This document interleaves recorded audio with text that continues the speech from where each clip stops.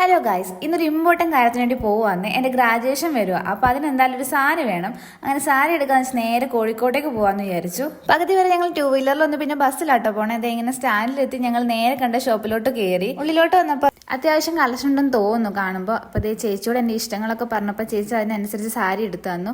അങ്ങനെ 1-2 ഞാൻ ട്രൈ ആക്കി. പക്ഷേ എനിക്ക് ഇഷ്ടപ്പെട്ട കളർ ഇല്ലായിരുന്നു കേട്ടോ അവിടെ. അപ്പോൾ അതേ അടുത്ത ഒരു ഷോപ്പിലും കൂടെ കയറാമെന്ന് വിചാരിച്ചു. വേറൊരു ഷോപ്പിലോട്ട് വന്നു. ഇവിടെ നല്ല കളക്ഷൻ ഉണ്ടായിരുന്നു കേട്ടോ. എനിക്ക് ഒത്തിരി ഇഷ്ടപ്പെട്ടു. നല്ല ഭംഗിയായിരുന്നു ഓരോ സാരിയും കാണാൻ. അപ്പോൾ എനിക്ക് ഇഷ്ടപ്പെട്ടൊരു സാരി ഞാൻ ഇവിടുന്ന് സെലക്ട് ചെയ്തു.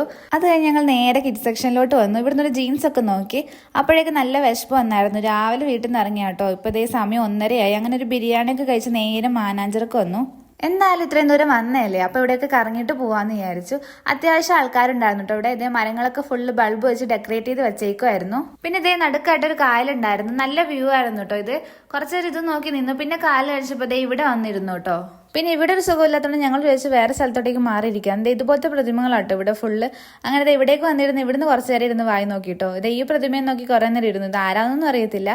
അത് കഴിഞ്ഞ് ഞങ്ങൾ നേരെ ബോറടിച്ചപ്പോൾ ഇവിടുന്ന് മെല്ലെ ഇറങ്ങിയേക്കാന്ന് വിചാരിച്ചു. വൈകുന്നേരം ആട്ടോ ഇവിടെ കാണാൻ ഭംഗി. അപ്പോൾ അവിടെ നിന്ന് ഇറങ്ങിയപ്പോൾ ഇനി അടുത്ത് എങ്ങോട്ട് പോകണമെന്ന് ആലോചിച്ചപ്പോൾ വിചാരിച്ചു നേരെ മിഠായിത്തെരുവ് വിട്ടേക്കാന്ന്. ഇവിടെ എത്തിയപ്പോഴാണ് അറിഞ്ഞത് നിറയെ ആൾക്കാർ.